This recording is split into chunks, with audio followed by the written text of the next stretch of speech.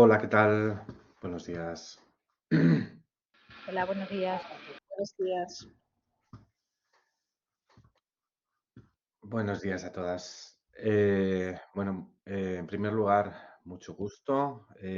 Pido disculpas, la semana pasada estuve totalmente desaparecido, pero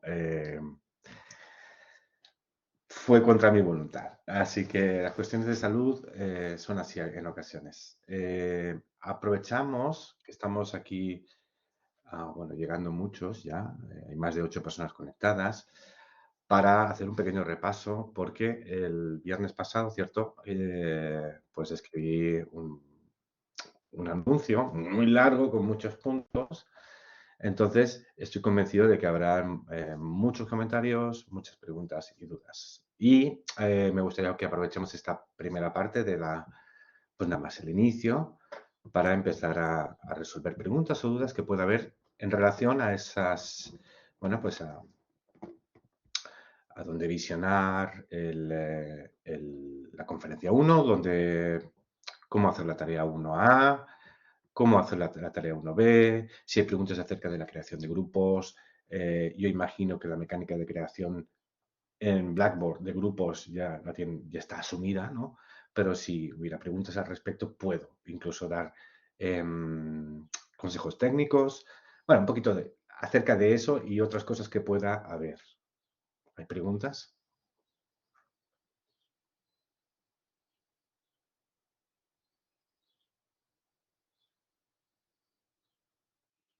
No, de momento no.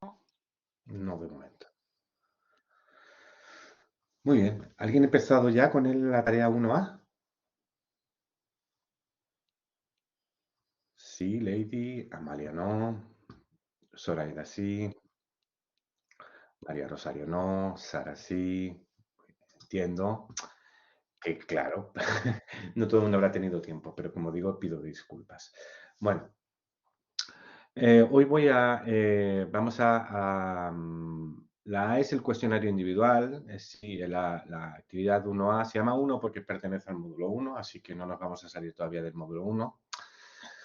Y la A es el cuestionario individual que el cuestionario está pensado, con la mejor de las intenciones, para hacer una lectura profunda del texto, porque creo que el texto tiene una gran riqueza conceptual y aporta muchas ideas y sería una pena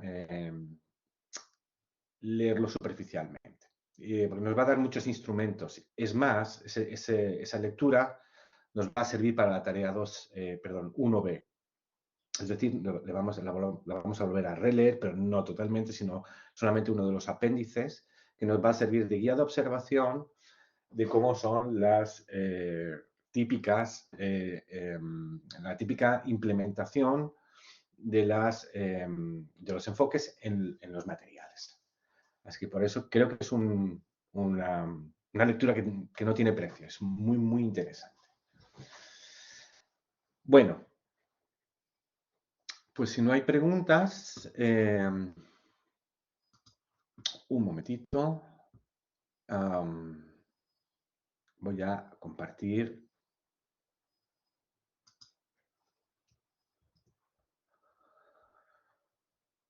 en breve mi presentación y podemos empezar.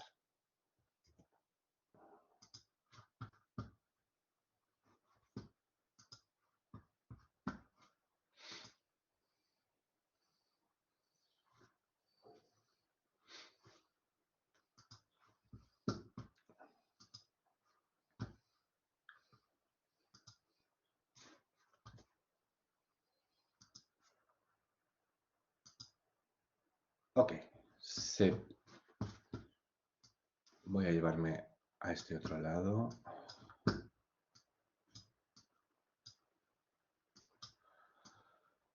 Perdón por la...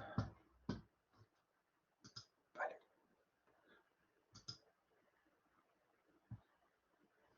Bueno, pues ya se está viendo la videoconferencia. ¿Se ve el documento que estoy compartiendo? Sí. Sí. Perfecto.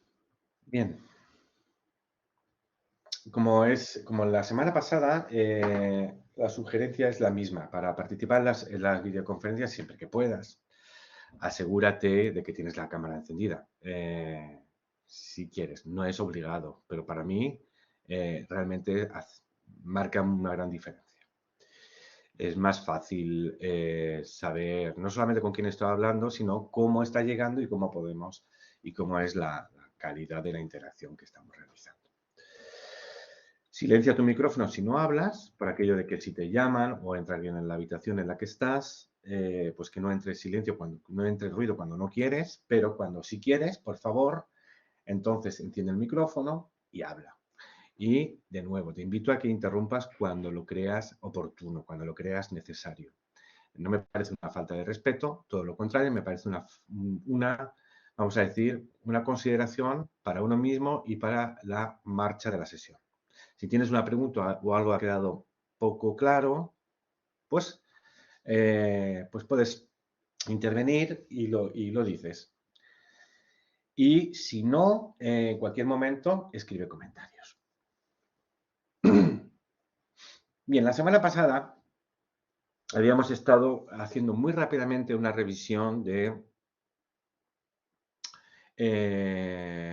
pues algunos enfoques y algunos métodos de enseñanza de idiomas. Vimos por encima cuáles métodos, cuáles enfoques, para quien se acuerde.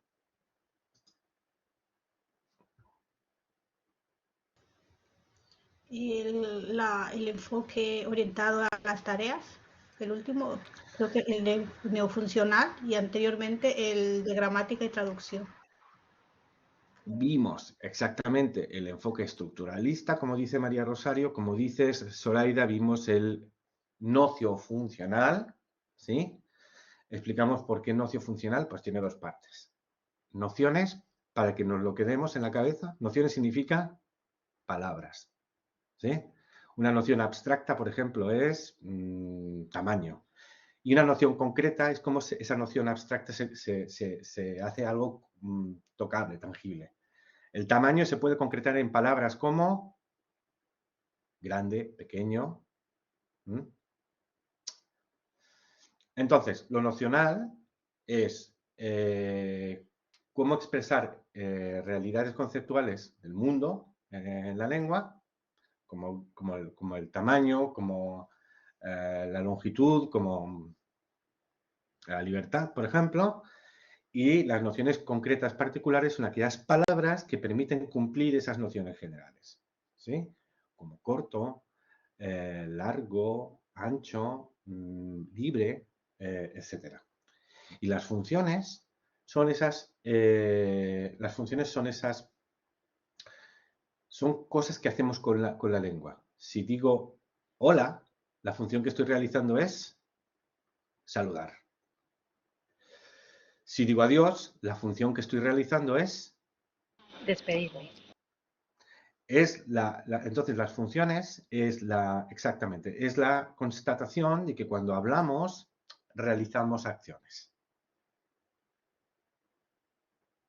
Entonces, lo nociofuncional, por un lado, desde el lado del currículum, nos da un currículum de pequeñas acciones a realizar cumpliendo pues, ideas de la lengua. Por ejemplo, una cosa nociofuncional sería hablar de la moda, sería algo nociofuncional, y para eso necesitamos cumplir el hecho de, pues, hablar per se de la moda, ¿sí? Hablar y tomar nociones y concretarlas.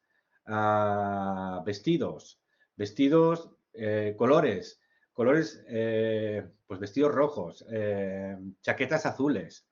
Me gustan las chaquetas azules, prefiero las chaquetas de listadas. Cuando estamos ya haciendo todo eso, estamos insertos en el ámbito nociofuncional de hablar de la moda. Y para eso, como vemos, necesitamos vocabulario y necesitamos estructuras gramaticales. Bueno, eso en cuanto al currículum, lo nociofuncional, pero luego lo nociofuncional también creía en una manera de aprender, ¿verdad?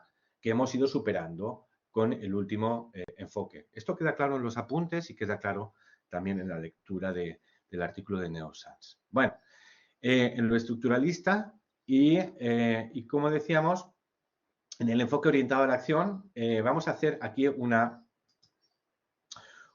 a poner en el chat una ecuación. Enfoque orientado a la acción es mutatis mutandis lo mismo que enfoque por tareas, ¿vale?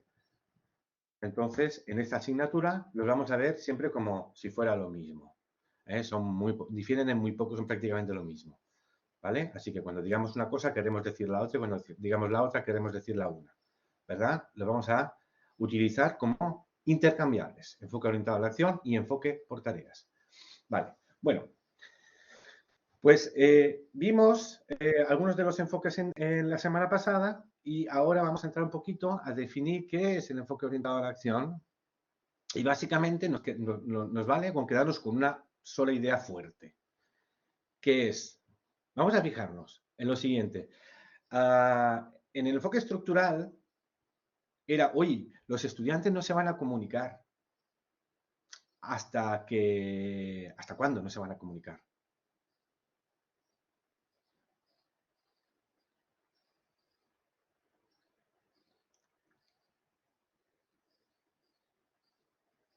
Hasta que no sepan, muy bien Raquel, gracias, hasta que no hayan adquirido, hasta que aprendan la estructura, dice Omar, ahí estamos, hasta que no haya gramática. En enfoques o vocabulario, exactamente. Entonces, en muchos otros enfoques, la idea es, el estudiante no va a ser muy activo porque ¿cómo va a comunicarse si todavía no sabe comunicarse? Habrá que enseñarle primero las estructuras y los contenidos y luego, después de todo eso, comunicarse. Bueno, en este sentido, el enfoque por tareas confía en una idea distinta, en una idea de que vamos a aprender esa gramática que dice Karina, ese vocabulario que dice Karina, esa estructura que dice Omar, lo vamos a aprender en el mismo acto de utilizarlo. Se adquiere comunicando. Y esto no es una locura. ¿Cómo se aprende a caminar? Caminando. Pues caminando. ¿Y cómo se aprende a nadar? Nadando. Nadando. Y aquellos que conducen y tienen algún certificado para conducir, un carnet de conducir o una licencia de conducir, aunque han tenido que leer normativa, aprender normativa, etcétera, etcétera, no nos engañemos, todo eso es solamente normativa. Pero ¿cómo hemos aprendido a manejar o a conducir? Pues exactamente, hasta que no hemos estado sentados al volante, no ha sucedido. Lo mismo sucede con la lengua. No, la lengua, la comunicación se aprende comunicando. Y esto es importante que lo digamos, parece toda una obviedad, ¿verdad? Pero no lo es. Tengamos en cuenta lo siguiente. Los niños, los bebés que van creciendo y se van convirtiendo en niños, aprenden a comunicar comunicando, ¿no? Vale, eso es en cuanto a la lengua 1. No hay dudas de que la lengua 1 se aprende así. Nadie tiene dudas, ¿verdad? Ahora hay varias teorías para explicar cómo se aprende la lengua 2. ¿Sí? Pues con memorización, con práctica, con práctica de... Cada vez se sostiene más la idea de que la lengua 2 se aprende tan bien como la lengua 1. Es decir, utilizándola de manera significativa. Significativa. Recordemos la palabra significativa de la semana pasada. En el sentido en que todos decíamos, sí, significativo porque es pertinente, porque habla de mí, me permite hablar ¿sí? Pero también en el más básico, transmitiendo significados. Vale, pues esas son porque hay un referente. ¿Sí? Vale, vamos a ver lo de referente enseguidita porque vamos a hacer una pequeña práctica. Haremos una pequeña práctica donde pediré voluntarios también. Ok, bueno, pues esto es un poco algunas ideas muy básicas del enfoque orientado a la acción en el enfoque por tareas. Aprender comunicando. Bueno, y vámonos a la práctica. Sí, pensaba que iba a ser mucho más adelante, pero es ya. Bueno, ¿cuántos de los presentes identifican la lengua en la que está esta interacción escrita? Tahera, a María Rosario, alemán, alemán, sí, es alemán. ¿Cuántos de los presentes hablan alemán?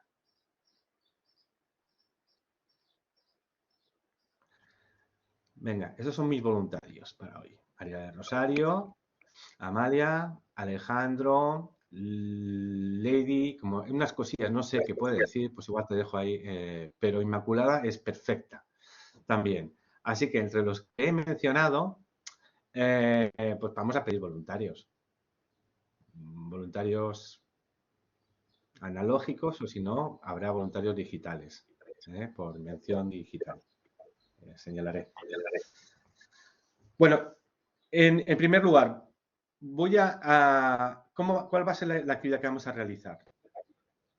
Vamos decidiéndonos si Alejandro te presentas voluntario, María Rosario te presentas voluntaria, María te presentas voluntaria o Inmaculada te presentas voluntaria. Mientras tanto, vamos a ver qué hay aquí. Aquí hay una persona en el centro, ¿verdad? ¿Y qué está haciendo esta persona? Presentándose y hablando de sus... ¿Perdón? Presentarse. Se está presentando, está clarísimo, ¿no? Sí. Vale. Y se está presentando a través de una serie de frases. Bueno, yo no es que no sepa mucho el alemán, pero voy a tratar de hacerlo lo mejor que pueda. Voy a leer las frases con las que se presenta esta persona, ¿sí? Eine Stadt, Barcelona. Ein Schriftsteller, Cervantes und Borges. Eine Musikgruppe oder ein Sänger, Radio Futura und Jorge Drexler. Ein spanisches Wort, albahaca.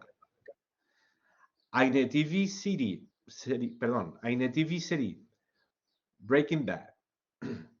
Ein Filmregisseur, Iñárritu. Ein Song, Imagine.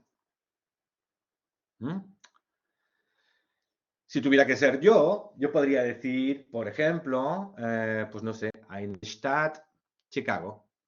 Ein Schriftsteller, Oscar Wilde. Eine Musikgruppe, Los Panchos. Ein spanisches Wort, caramba.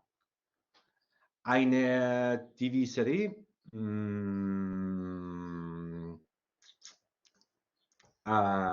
Northern Exposure, Doctor en Alaska. Ein Filmregisseur,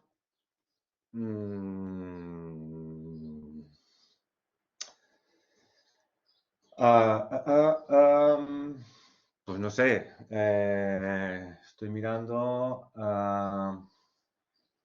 cualquiera. A ver, así, François Truffaut. Y ein Song, borriquito como tú. Vale. Tenemos voluntarios, entre aquellos que han manifestado no hablar alemán, preferentemente.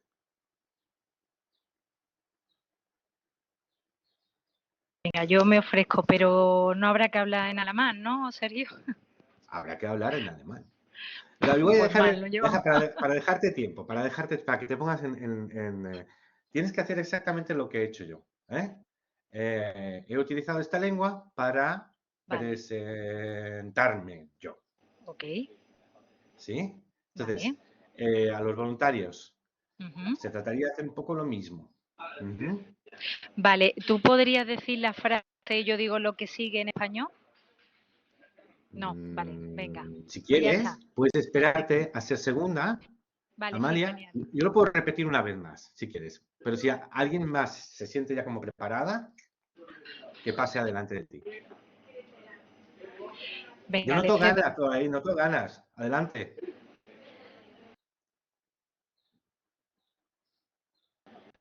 Alejandro. Me lo repito una vez más. Eine Stadt, eine Schriftsteller, eine Musikgruppe oder ein Sänger, ein spanisches Wort, eine TV-Serie, ein Filmregisseur, ein Song. ¿Tienes suficiente, Amalia? Venga, sí, vamos a reírnos. Anda, venga. Total. Venga, pues Einstein, Sevilla. Ein Schriftsteller, Amos Oz. Ein Musikgruppe oder ein Sänger.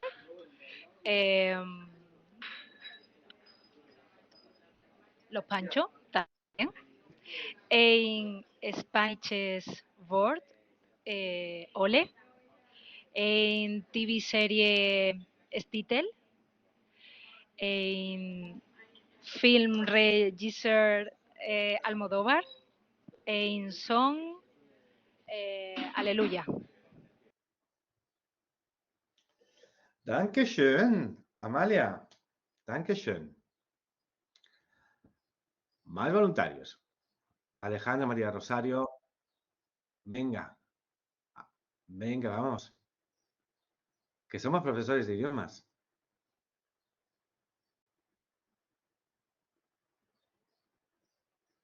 Bueno, la sesión de hoy se acaba aquí. Nos vamos. María Isabel, por favor, adelante.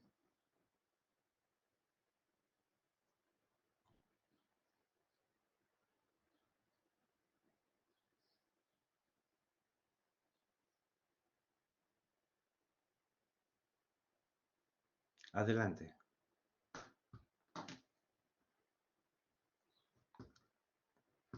Qué silencio. Ahora cuando se empieza a ir la gente. Alejandro, por favor, venga, va. Vale, ¿ya me Bueno, escuchan? ahora sí, ahora sí. Ay, Alejandro, sí, tú el siguiente, Alejandro. Venga, María Isabel, Ok, por favor, listo, adelante. lo hago rápido. Einstein, Lyon. Ein Schriftsteller, Márquez, Cortázar. Ein Music Group, Cranberries, Radio Futura. Ein Spanish, ay, he olvidado esta, lo siento. Ein Wort. Film Regisseur es Iñárritu. Ein Song, ok, Mi burrito sabanero. MTV serie, no sé, Las chicas del cable. Dankeschön, María Isabel. Alejandro.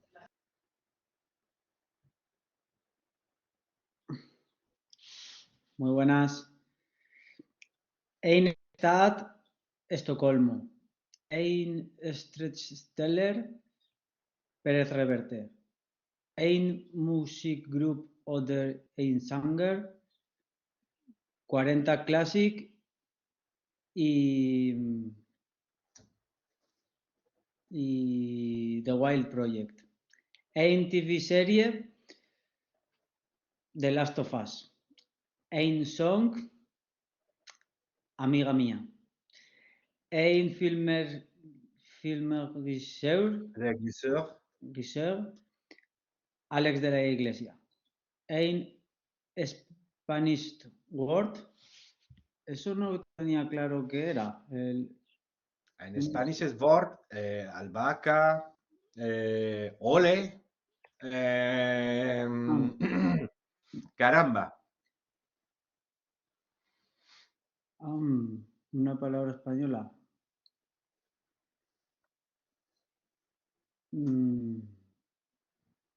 Hierbabuena. Hierbabuena. Dankeschön, Alejandro. Ok. ¿Alguien más se queda con las ganas? Va, yo si queréis lo hago. Lo Venga, ya que único que no estamos. tengo la cámara puesta es que tengo un gripazo y no estoy tampoco para que me veas. Bueno, no te preocupes. Yo ya pasé por ahí la semana pasada. Vale. Adelante. Einstand, Valencia. Ujú. Es que no sé cómo se dice. Einstiller, Schriftsteller. Stella, Cervantes. Eine Musikgruppe Oden Sanger, Estopa. Estopa. Eine TV-serie, Cuéntame. Ein Son, Tu Calorro, mismo. Again. Eine Filgersie, Almodóvar. Ein Spanish Word, Caracol. No sé, mismo. Ratón. Caracol. Ratón. Caracol. Caracol, ratón también. Me vale. Dankeschön, María Rosa. Ok, venga, ya hemos terminado, ¿sí? Tengo varias preguntas para que ahora que me vais a responder rápidamente, ¿sí? Uno, ¿a quién le gusta Estopa? A María Rosario. A mí, ¿A quién le gusta Almodóvar? Amalia y a mí. ¿Quién vive en Estocolmo? ¿A quién le gusta Estocolmo?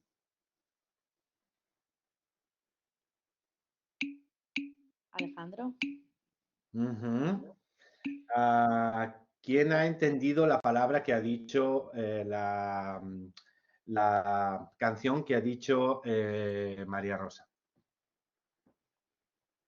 Yo no, lo siento. Es un poco vieja, es antigua, es una de estas. ¿Pero lo puedes repetir? Creo que se llamaba la de Tu Calorro. Calorro. Sí, creo Wow. que ese era el nombre.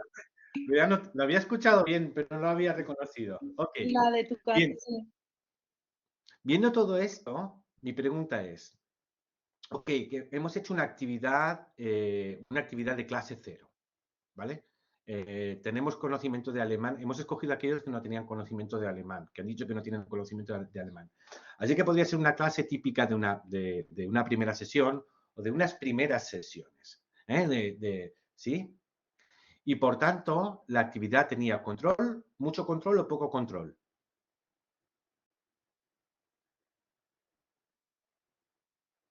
Mucho control, ¿sí? Teníamos un modelo y teníamos que prácticamente que repetir el modelo, ¿sí? Pero no repetir todo el modelo, sino que había algo en el modelo que variaba, ¿verdad? ¿Y qué variaba dentro del modelo?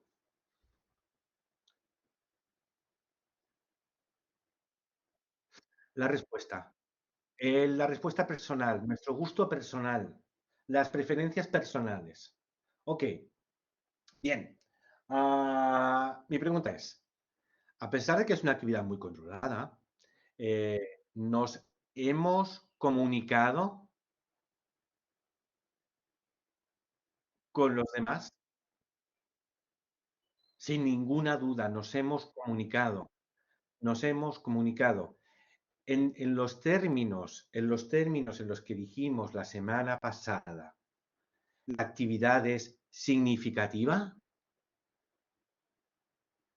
Sí, sí lo es. En los dos términos, conecta con lo relevante para cada uno, ¿sí? Porque estamos usando el mecanismo de la personalización, habla de ti, ¿sí? Pero dos, la lengua que estamos utilizando, las estructuras que estamos utilizando, hay que decodificarlas. Hay que entender, el significado que transmiten. Para ello hemos utilizado un viejo truco, que es, hemos hecho las estructuras lingüísticas de alemán más transparentes porque hemos puesto un referente muy claro, un referente de vuestro conocimiento del mundo. Y yo he dado dos ejemplos. He dado el ejemplo del muchacho y he dado mi propio ejemplo. Y a partir de ahí, seguramente, con referentes tan conocidos como Barcelona, Cervantes, Jorge Drexler, Breaking Bad, etcétera, eso ha ayudado a clarificar el contenido de las palabras. Pero, sí, deducir, exactamente. Aparte de comunicarnos, que sí lo hemos hecho, hemos aprendido vocabulario de la lengua que estamos intentando enseñar. Sí. ¿Qué significa la palabra, aunque no la hemos pronunciado todos bien, da igual, es mea culpa, qué significa la palabra Wort? Wort. Palabra. ¿Qué significa Stadt? ¿Soy? Ciudad. Ah, ciudad, vale. Ciudad. ¿Qué significa son? Esa era muy Canción. fácil. ¿Qué significa Sänger? Serie. Vale, pero y ahora vámonos a pequeñas palabras gramaticales. ¿Qué significa und? Uno. Oh. ¿Sí? Cervantes und Borges. ¿Qué significa oder? O. ¿Qué significa ein? Un. ¿Qué diferencia hay entre ein y eine? Bueno, Masculino y femenino. todo eso, el propósito no es que ahora hablar de la morfología del alemán, pero lo que quiero dar a entender es, ojo, no despreciemos nunca la capacidad de observación de lengua que va a generar una actividad que está centrada. ¿Esta actividad está centrada en el significado o en la forma? ¿Cuál era nuestro propósito? Cuando yo En el significado. Sí, yo no he pedido observar la lengua alemana, ¿sí? Pues bien, de esta actividad, lo que quiero que se recuerde y que me gustaría que quede conectado, digamos, como principio importantísimo y que voy a repetir hasta la saciedad, es el significado es lo más importante. Si trabajamos bien el significado a partir de una canción, a partir de un texto, a partir de una interacción entre dos estudiantes, si trabajamos bien el significado, la forma viene después. Y viene más o menos naturalmente.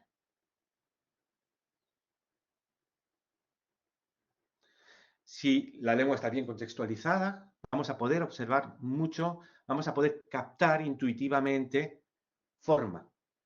Como hemos visto, como hemos captado la forma oder o und. ¿Sí? Pero el motor de lo que está sucediendo es el significado y la comunicación.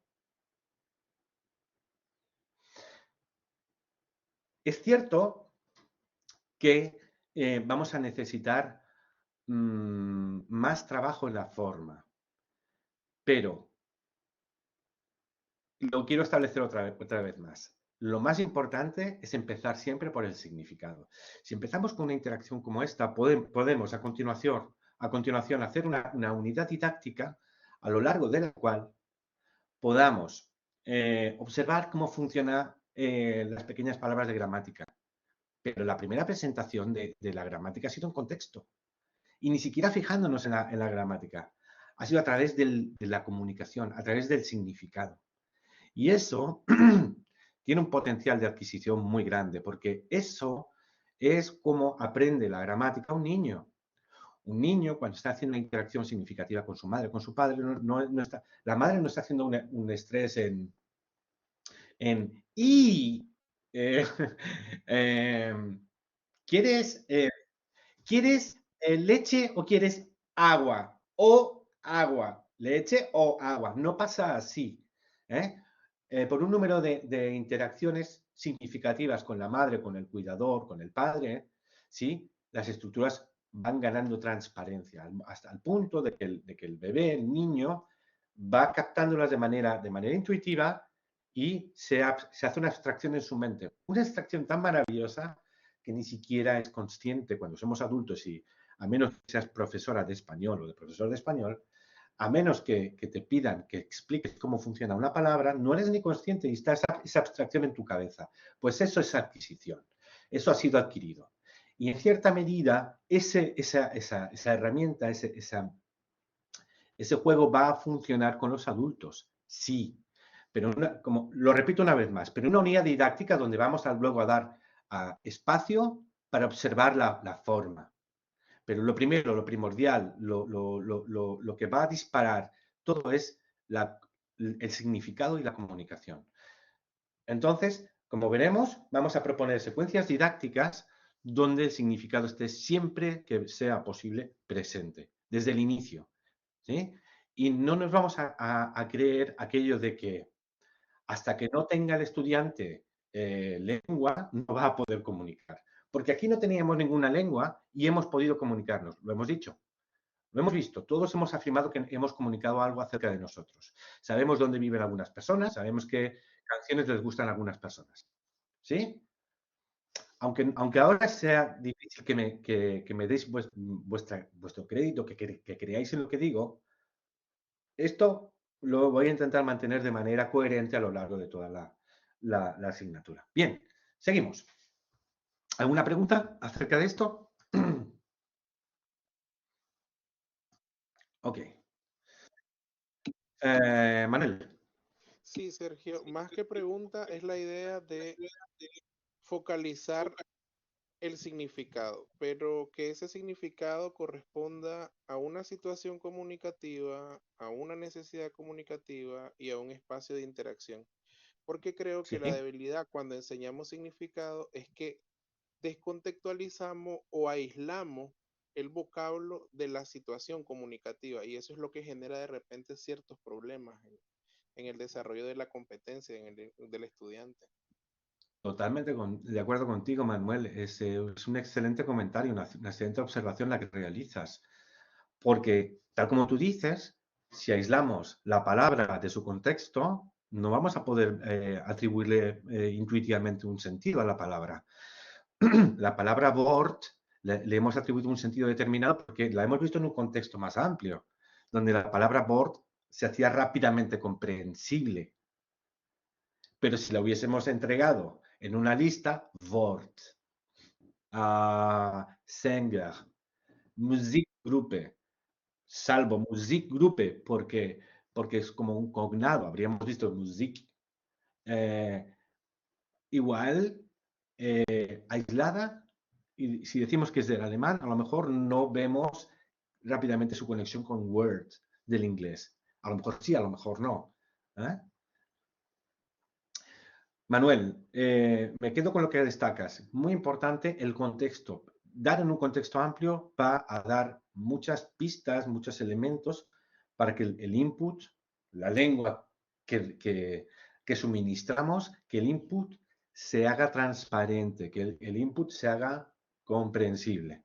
¿Sí? Vamos a seguir con la idea de enfoque orientado a la acción o enfoque por tareas. Bien, en el marco europeo de referencia, aunque no se dice súper explícitamente, hay una idea. La idea es que, tal y como se ve aquí, el documento marco europeo de referencia lo que quiere es dotar a los ciudadanos europeos, pero por extensión a los ciudadanos del mundo que aprenden una lengua, dotarles de un instrumento lingüístico que les permita cumplir tareas no lingüísticas. Cuando reservamos un hotel, pues lo que hacemos es cumplir una tarea, una tarea no lingüística, pero para reservar un hotel utilizamos, para cumplir esa tarea no lingüística, usamos lengua. Para organizar una fiesta de cumpleaños, estamos llevando a cabo una tarea no lingüística, para la cual utilizamos la lengua para organizar, para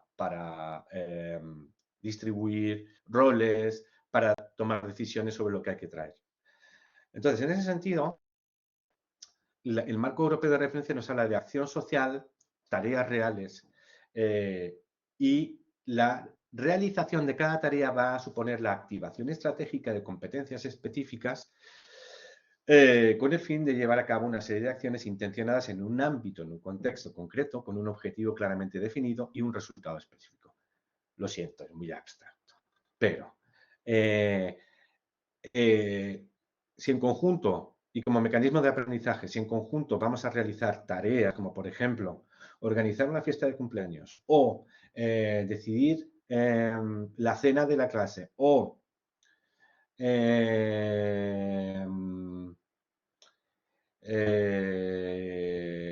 buscar el apartamento ideal para las personas de la clase. Si vamos a intentar en grupos resolver una tarea como esas, vamos a poner en marcha nuestras competencias generales, evidentemente nuestro conocimiento del mundo, pero también nuestras competencias específicas. Una de las competencias específicas más importantes es el conocimiento lingüístico. Y el conocimiento lingüístico lo vamos a suministrar y se va a aprender mientras se realiza la tarea, mientras se realizan las acciones. Ha quedado muy abstracto, lo siento. ¿Alguien lo ve igual que yo? ¿Ha quedado suficientemente claro? ¿Muy abstracto? Vamos a dar un ejemplo a continuación. Igual nos lo lleva a otro lugar del mundo. ¿Tarea o función? Vamos a ver la diferencia. Omar, te voy a dar una tarea. Hazme esa pregunta cada 2 minutos, ¿de acuerdo? A ver si en 10 minutos he logrado que quede clara. ¿Quedamos de acuerdo, Omar? Venga, de acuerdo. Antes de ver eso, vamos a ver una idea. Vamos a ver a este chico, este muchacho. Este muchacho es, ¿de qué nacionalidad es? De Austria. De Austria. ¿Cómo se llama? Tomás. Tomás. Vale, vamos a ver el resultado de su tarea, el producto final de su tarea final. Su tarea final en una unidad didáctica administrada en una tercera semana de español, es decir, Tomás era un estudiante allá por 2009, creo, un estudiante de español de nivel 0 absoluto que llevaba 3 semanas estudiando español, ¿sí? Y en su clase la tarea final era hacer un póster de presentación. Un póster de presentación de uno mismo, de cada uno en este caso, Tomás hace un póster de Tomás, de sí mismo. Ok. Vamos a ver, por tanto, estamos observando el producto correspondiente a la tarea. El producto, el resultado, ¿sí? Y ahora quería proponer otro concepto rápidamente. Antes aclaremos más la diferencia entre tarea y función. Veamos el producto final de Tomás e intentemos imaginar qué cosas han pasado por su cabeza, cuáles han sido los procesos exitosos de aprendizaje, cuáles los procesos menos exitosos, pero casi exitosos, cuáles los procesos fallidos. Incluso los procesos fallidos, cuáles de todos esos procesos pensamos que eran objetivo de la unidad didáctica. Vemos un cartel en el que Tomás se presenta y vemos una serie de información. Podemos imaginar cuáles son los procesos de aprendizaje, como han sido en Tomás, qué ha aprendido bien, qué ha aprendido bastante bien, qué ha aprendido regular, qué no ha aprendido todavía. Y cuál era el objetivo de su profesora cuando le propuso hacer esta tarea.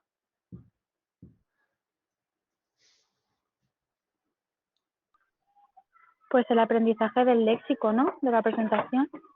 No todo el léxico, sino como tú dices, deciré el léxico pertinente a la presentación personal. Exacto. Más. Aprender a El presente. describirse. Aprender a decir el presente, el tiempo presente, sí.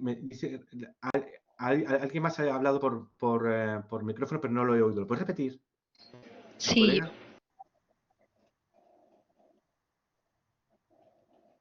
nada, yo iba a decir también que el tiempo, el verbo ser y estar, parece que lo ha interiorizado.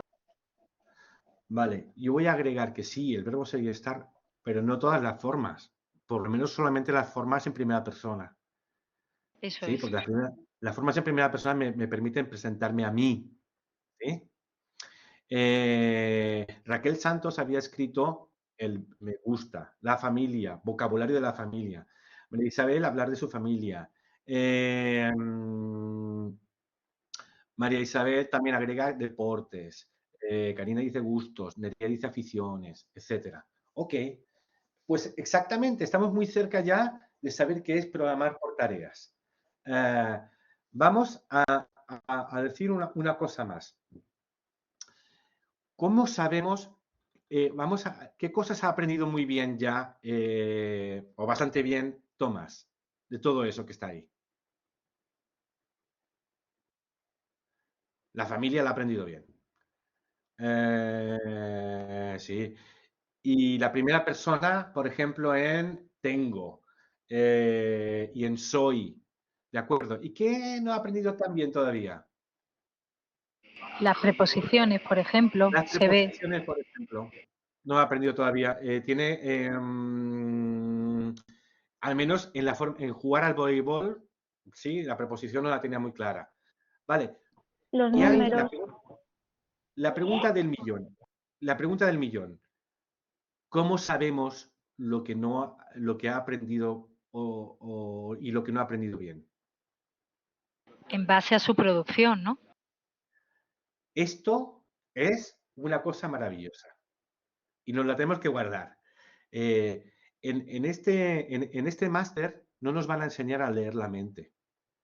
No nos van a enseñar a ver cómo el cerebro ha adquirido o no ha adquirido. No hay posibilidad de hacerlo. ¿Cuál es la única posibilidad de hacerlo? Dejar actuar a los estudiantes. Si los estudiantes no hablan, no les dejamos hablar y no les dejamos producir, no vamos a poder poner el termómetro y decir, ajá, están aprendiendo bien estas cosas. Estas no. Una de las importancias, entonces, ¿qué es más importante para la adquisición? ¿El producto final o los procesos? Los procesos. Pero como no podemos ver dentro de la cabeza, la única manera de imaginarnos cómo están siendo los procesos es pedir a los estudiantes que generen productos. Es el único instrumento que tenemos. ¿Es posible que en los procesos el estudiante haga algo bien algo que no está bien adquirido? Sí, es posible. ¿Es posible que el estudiante cometa un error? Vamos a decir, haciendo algo mal que tiene medio adquirido en realidad, también es posible. Pero en general, ¿sí? O sea, no es infalible, pero es la única manera en la que sabremos qué está sucediendo en una unidad didáctica. ¿Aprenden? ¿Me aprenden o no me aprenden? Haciéndoles actuar, ¿verdad? Ok, listo. Procesos y productos.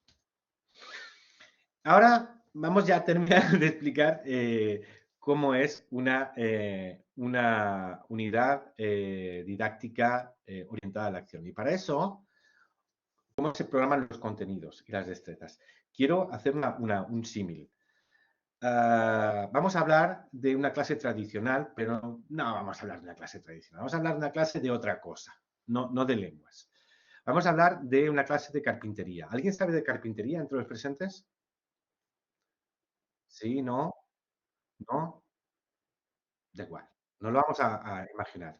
Vamos a imaginar que en una clase de carpintería tradicional, lo primero que enseñamos a los estudiantes son los instrumentos. Esto es la sierra. Se define como, pues es un instrumento que sirve para cortar. sus componentes son el mango, la hoja, etcétera. Y los tipos son sierra de arco, sierra de hoja, sierra mecánica, manual, etcétera. Se usa para cortar. Su uso eficiente implica un ángulo determinado en el brazo y un movimiento sostenido hacia adelante y hacia detrás. Y hacia atrás, ¿vale? Y luego lo mismo con el martillo. Y luego lo mismo con los clavos. Y luego lo mismo... Y al final, nos vamos un día al taller. Y entonces tratamos de hacer cosas. Esto sería es una metáfora, o sea, es un símil. Amalia, no creo que los carpinteros, no, yo creo que los carpinteros hacen justamente lo contrario. Pero lo que quiero decir es, ¿alguien ha experimentado enseñanza de idiomas donde lo primero que se hace el primer día es definir qué son los nombres?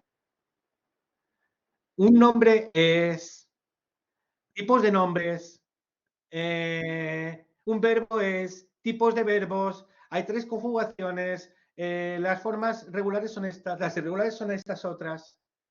Una escuela tradicional de carpintería. Y luego vamos al taller después. ¿Cómo sería una carpintería, un taller de carpintería orientado a la acción? Así. Lo primero es... ¿Vemos esto? ¿Qué es esto? Una sierra. Resultado final. Vamos a hacer este resultado final después de una semana de clase. Vas a hacer tu propia silla. ¿Sí? Vamos a construir una silla. Para ello vas a necesitar una sierra, un martillo, tornillos. Vas a tener que aprender a cortar madera, aprender a ensamblar piezas y aprender a lo que sea. ¿Sí? Dicho de otro modo, al final de esta semana vas a ser capaz de, te vas a presentar. Para presentarte, te vamos a enseñar un poquitín del verbo ser, un poquitín del verbo estar, un poquitín de los números. ¿Sí? Los seres humanos no tienen más de 100 números. Generalmente, los alumnos que van a clases de español, pues por tanto, no sería necesario enseñar todo el repertorio de números, sino aquellos números probables para cubrir las edades de los estudiantes, etcétera, etcétera, etcétera. ¿Sí?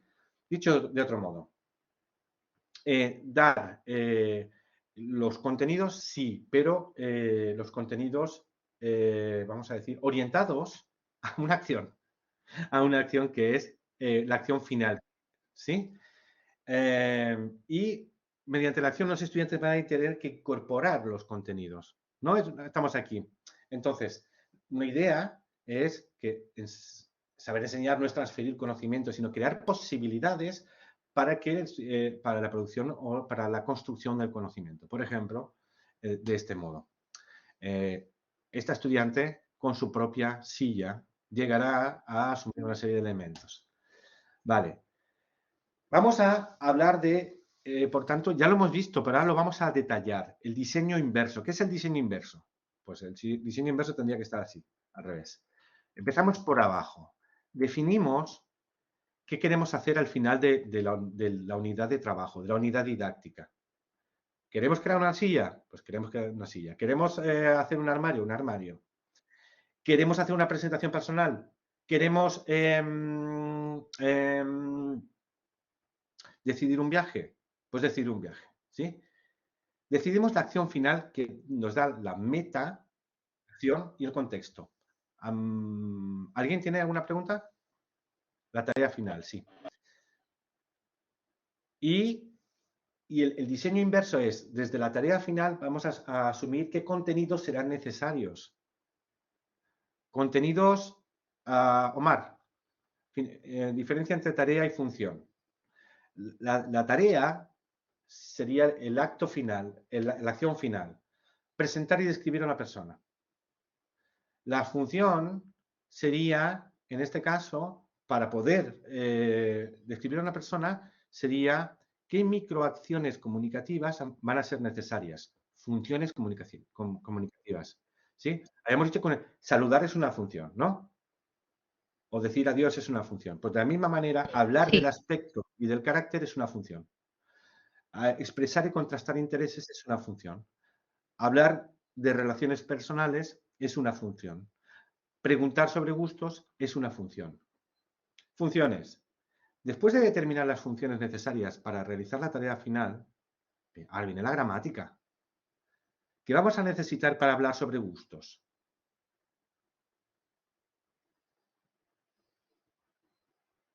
Pues el famoso verbo gustar, Gustar. ¿sí? Gustar, cuantificadores, adjetivos. ¿Y qué vamos a necesitar para hablar de relaciones personales? Por ejemplo, las inmediatas para un estudiante. Pues léxico relacionado con la familia, el verbo La tener. familia. Sí. Padre. ¿Y padre cómo digo padre en relación a mí? Necesito un Posesivo. posesivo. Pronombre. Sí, exacto. Hablar del aspecto y del carácter, pues, como vemos, esto es el backward design, el diseño a la inversa. Desde una silla podemos determinar qué elementos necesitamos para componer la silla y creamos el sílabus, el contenido de toda la unidad de aprendizaje. No estamos hablando de una sola sesión, sino de una unidad más larga. Omar dice, ¿entonces se podría afirmar que las microtareas son funciones para llegar a la tarea final? No. Buena pregunta, Omar. No. Simplemente son lo que parecen ser. Son tareas intermedias para llegar a la tarea final. Imagínate que la tarea final fuera crear el mobiliario de una habitación. Pues las tareas intermedias serían crear cada uno de los muebles. ¿Sí? ¿Te sirve la respuesta? Ok.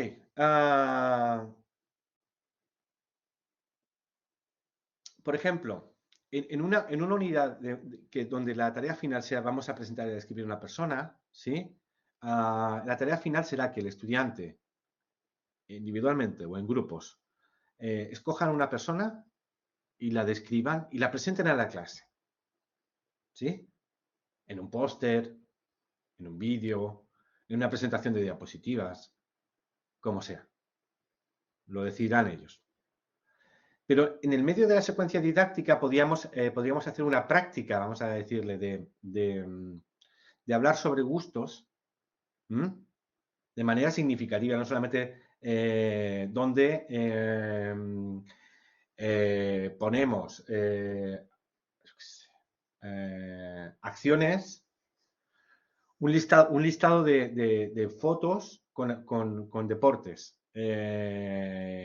Les damos un ejemplo de producción y los estudiantes tienen que decir, me gusta jugar a fútbol, pues a mí no me gusta. El tenis, a mí me gusta jugar al tenis. Entonces, si hemos diseñado eso como una tarea comunicativa en la que el estudiante va a tener que hablar desde sí mismo, ¿sí? Eso podría ser una micro tarea, ¿sí? Una tarea tiene que ser significativa, ¿vale? En ese sentido, cuando se habla de microtareas, Omar, estamos definiendo algo como lo que digo. Son intermedias, no tienen todas las características totales de una tarea, ¿sí? Pero tienen algunas, como por ejemplo significatividad, capacidad de elección,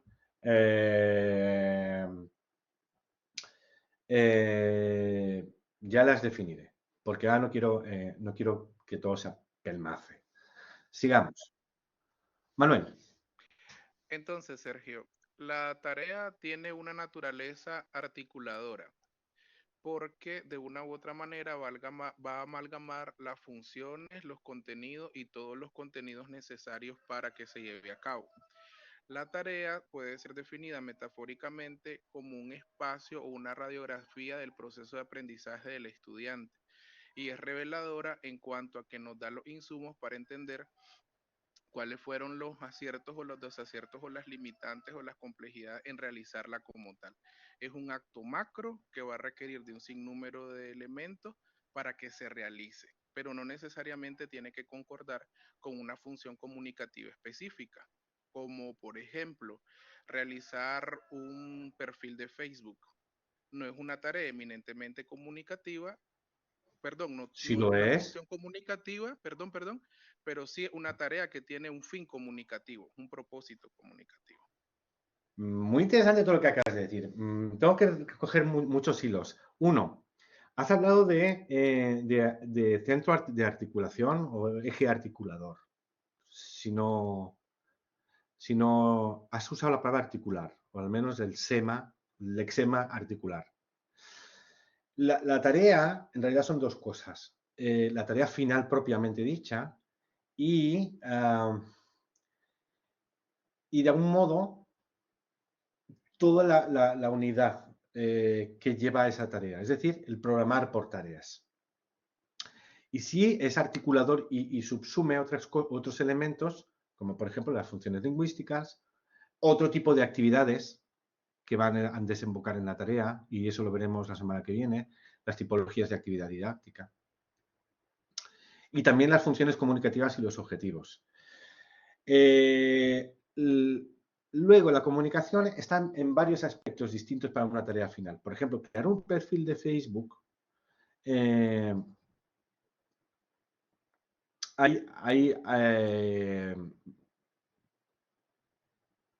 Se podría decir que hay algo de presentación en lo que se está haciendo.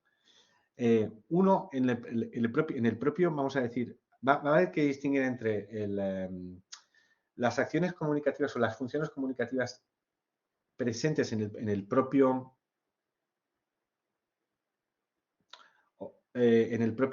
resultado, en el propio documento, en el propio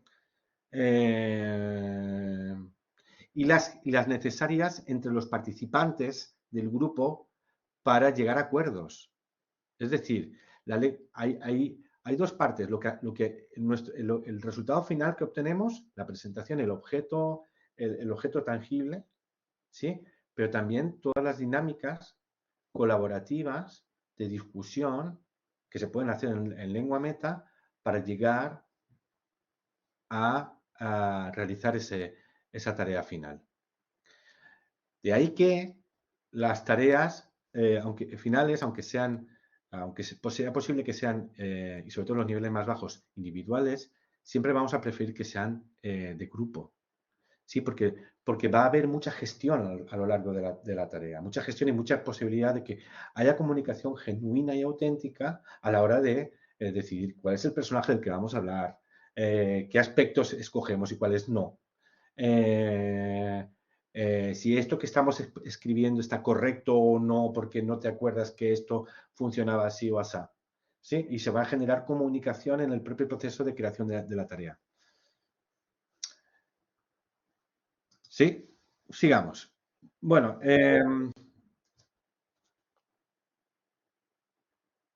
un momento. Amalia, por favor. Sí, solamente era al hilo de lo que estabais hablando y sigue la metáfora que has puesto de la carpintería. ¿Podría decir la tarea final es la silla que se construye? La tarea son las fases del proyecto o del proceso de la construcción de la propia silla y las microtareas serían el aprendizaje que me permite utilizar la sierra. ¿Podría enfocarlo de esa manera? Sí, sería una actividad concreta que te permite, por ejemplo, aprender a usar la sierra. Ok, sí. Gracias, Sergio. Era simplemente para que calara todo ya. Ok, listo. Por último, incidiendo en lo de Tomás, si realizamos una silla y al finalizar la tarea vemos que a la silla se le cae la pata, sabemos que nos puede servir de evaluación. ¿Sí? Ese estudiante todavía igual no sabe encolar bien las patas. ¿Sí?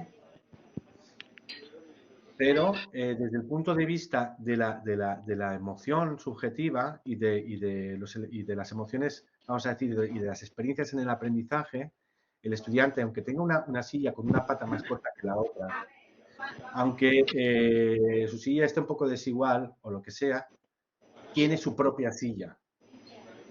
Puede exhibir con orgullo que su trabajo durante una semana ha generado una silla. Y esta nos viene a la cita de Fernando Trujillo. Debemos cambiar nuestro rol de provisión de servicios a la creación de experiencias memorables. Efectivamente, si sé que está un poco coja, ya sé que puedo perfeccionar para tener una silla mejor. Bien. Vamos a dejar esta parte, yo creo.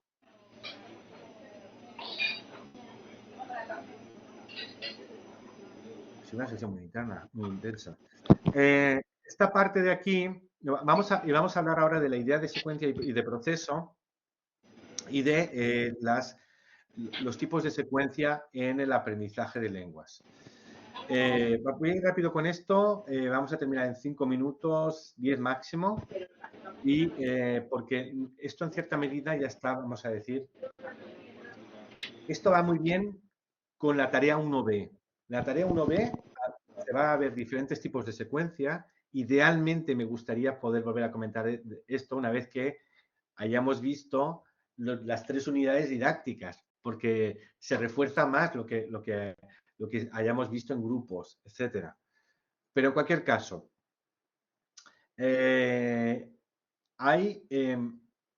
como hemos visto, para llegar a una silla final, hemos hablado de secuencia, ¿verdad? Y va a haber una parte donde estemos cerrando un poquito usando la sierra, etcétera, etcétera. Vamos a ver esta imagen. El punto final podría ser la tarea final, pero el papel del estudiante va a ser diverso a lo largo de toda la secuencia. La secuencia va a tener unos contenidos comunes, los mismos contenidos funcionales, los mismos contenidos léxicos, los mismos contenidos gramaticales, y va a ir hacia la acción final. Pero en cada parte de la secuencia el estudiante va a actuar de un modo diferente. Va a tener un movimiento. Es como, por eso hablamos de secuencia. Es una unidad didáctica, es un todo, pero avanza y se mueve de una manera determinada. A lo largo de la historia de la didáctica y de los materiales y de la enseñanza, ha habido diferentes tipos de secuencia. Voy a explicar rápidamente algunas. La secuencia de presentación y práctica. Esta secuencia es la más clásica. Es hoy vamos a aprender, por ejemplo, el verbo gustar. Y traemos un texto donde hay frases o donde alguien habla de gustos. Entonces, hay una parte de la secuencia que es la presentación, y esa parte de la secuencia puede tener el input, es decir, el texto o las frases donde ya se presentan o ejemplifican ese tipo de lengua, y una parte de reflexión. Es decir, en este caso y en este tipo de secuencia, generalmente es una reflexión que lidera el docente. Puede ir desde enseñar un paradigma, una tabla, o explicar el verbo gustar funciona de la siguiente manera, bla, bla, bla. ¿Sí? Como hemos visto en la escuela de carpintería, sería enseñar una sierra o algo así.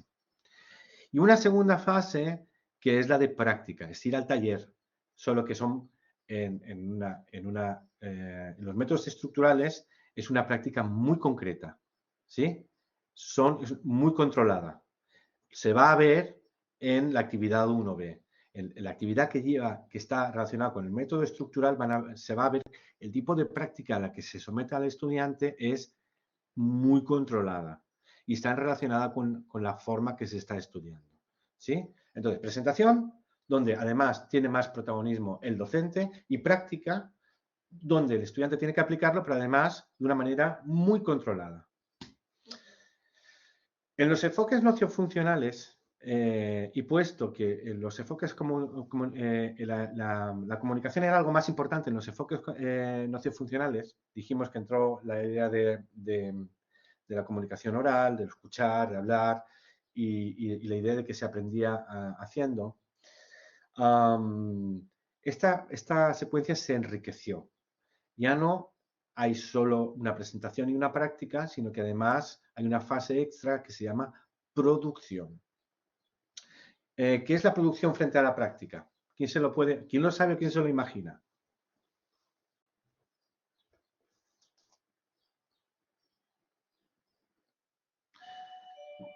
La producción sería la última, lo que sale de la práctica, ¿no? El resultado final. La producción sería más bien una práctica un poco más libre.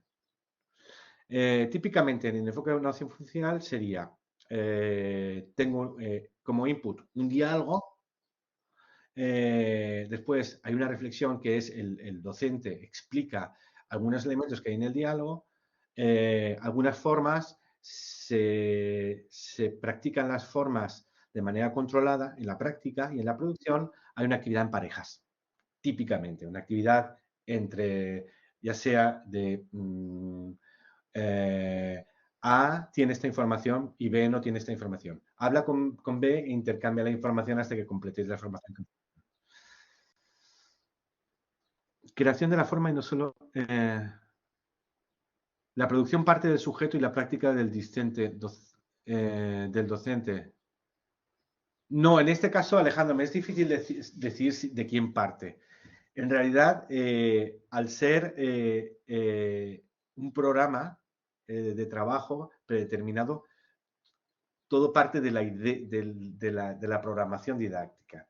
Así que parte de la cabeza como objetivo parte del docente, ¿sí? Y evidentemente, ¿quién es el que realiza eso? Lo realiza el discente, en la práctica y en la producción, naturalmente. La presentación más a cargo del profesor y la práctica y la producción más a cargo del estudiante. Sergio. Creatividad, en cierto sentido. La práctica es muy controlada y la producción es bastante libre. Un momento, parece que llaman a la puerta. Y para terminar, vamos a terminar con lo siguiente. Con los modelos de secuencia en el enfoque por tareas. Hay dos tipos de enfoque por tareas. El enfoque por tareas... perdón, estoy un poco cansado y creo que estaréis cansados. Hay dos enfoques por tareas. El enfoque por tareas, vamos a decir, más...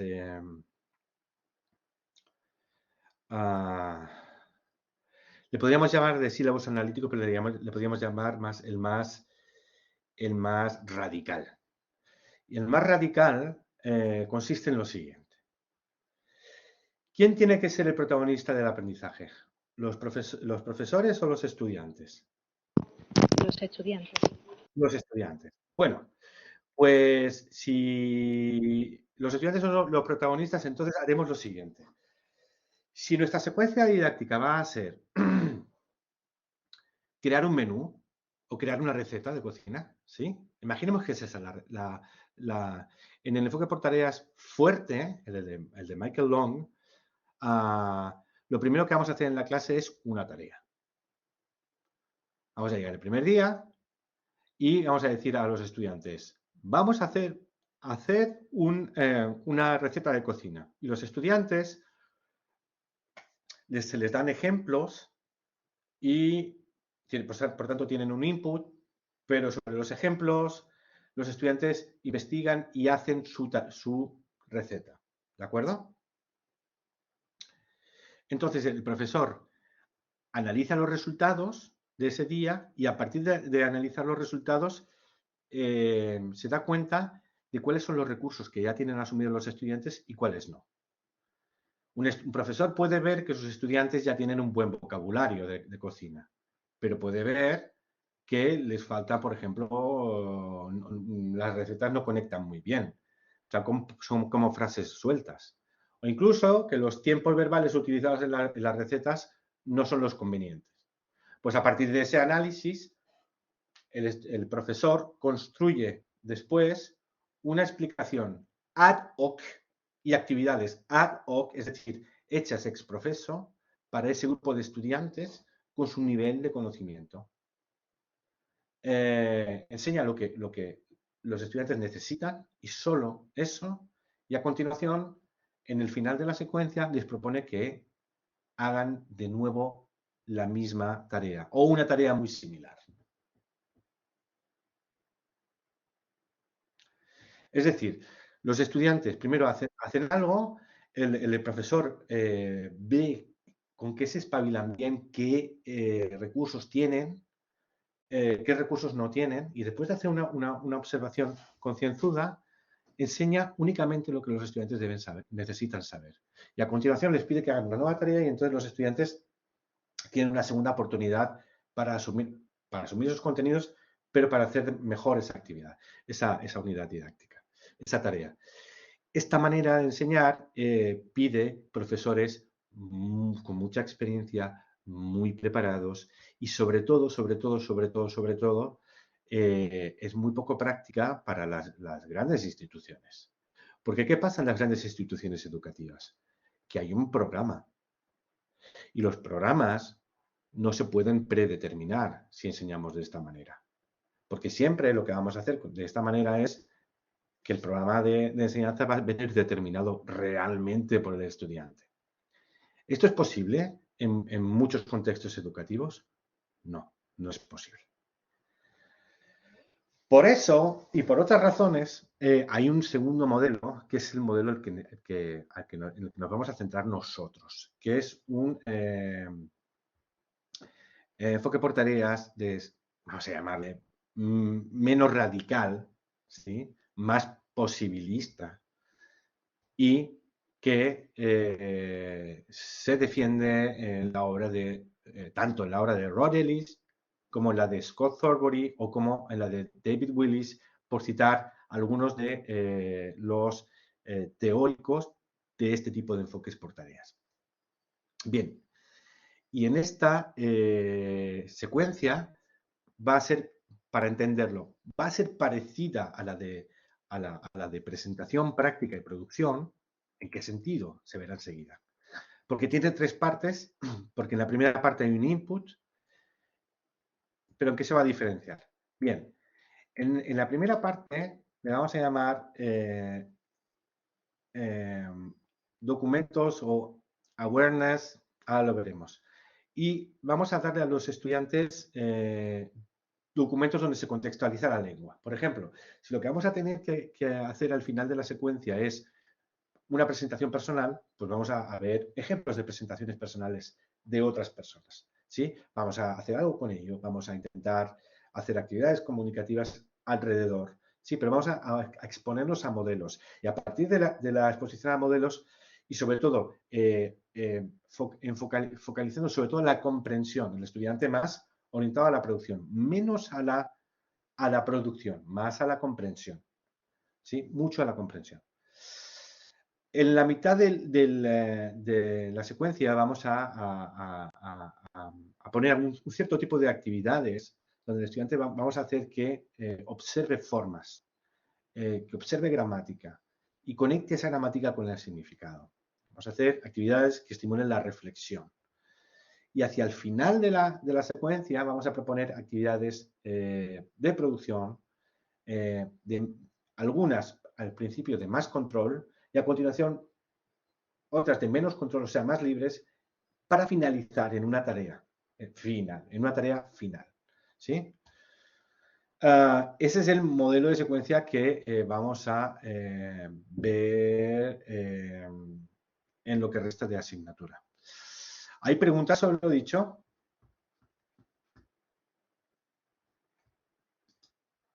No. De momento no, Sergio, pero ¿se podría en las siguientes clases poner más ejemplos en cuanto a este último? Voy a poner más ejemplos de esto, pero lo acabo de anotar.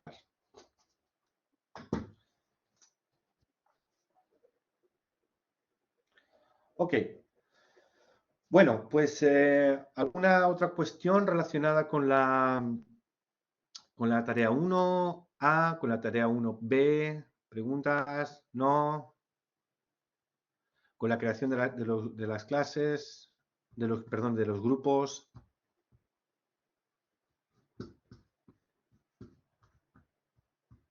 Muy bien, pues entonces, Omar, mañana tenemos clase, sí, por la tarde en lugar de por la mañana. Sí, Sí, hoy profe. hemos hecho la clase para compensar la de la semana pasada. Sí, profe, buenos días. Es que yo quería preguntar algo. Adelante. ¿Hay algún indicio acerca del siguiente enfoque? Este, leyendo los documentos, este enfoque data del 70, del 80, ¿cierto? Sus fundamentos teóricos. ¿Hay algún Ujú. indicio acerca del nuevo enfoque actual y la inteligencia artificial tiene algo que ver con él o no?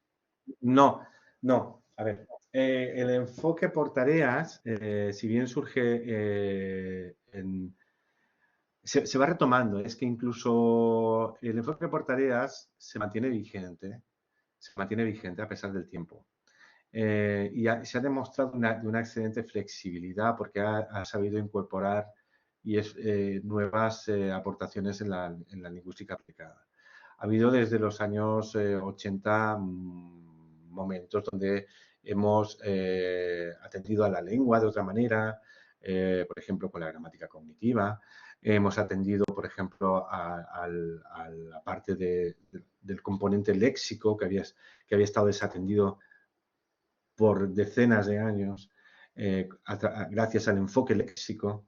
Han aparecido pues nuevas ideas desde el enfoque sociocultural, por ejemplo, todo lo que tiene que ver con la mediación, pues elementos como la gramática cognitiva, como el enfoque léxico, como la mediación, no están ofreciendo per se una estructura de adquisición ni una estructura que nos permita, vamos a decir, componer unidades didácticas. No. La ventaja del enfoque por tareas es que nos habla de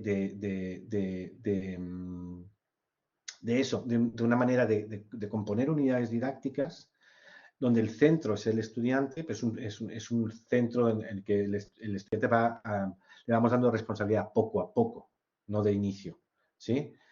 Donde el centro está el significado y es tan potente y flexible que puede incorporar que la gramática que expliquemos o que diseñemos los ejercicios de gramática sea más cognitiva o menos cognitiva, que el contenido léxico que demos responda más al enfoque léxico o menos, que incorporemos actividades de mediación o no, por citar algunos ejemplos. Es decir, este enfoque se mantiene todavía estable. La inteligencia artificial, si quieren podemos hablar algún día de eso, de momento no nos da ningún tipo de... la inteligencia artificial en este momento lo que supone es que que tenemos que comprender cómo usarla, la inteligencia artificial, de una manera que nos ayude a planear mejor nuestras clases. Nada más.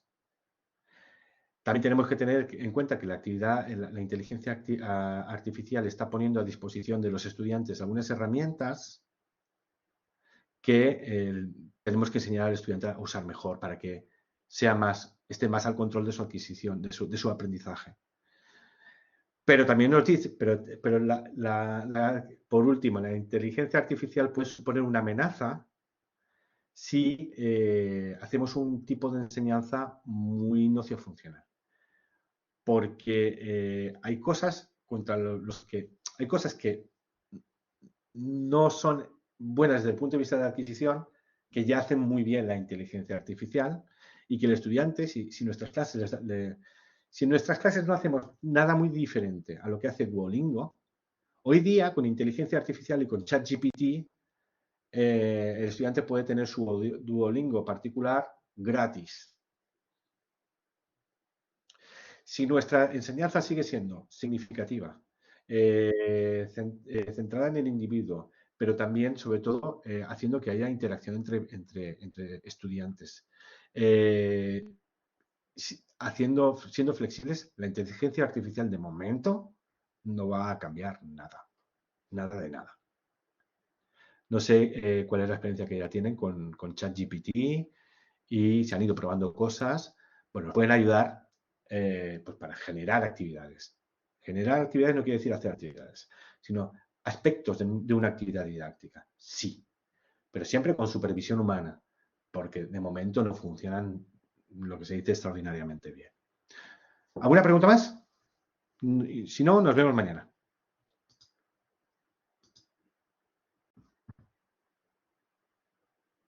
Muchas gracias. Nada más, esta Hasta mañana. mañana.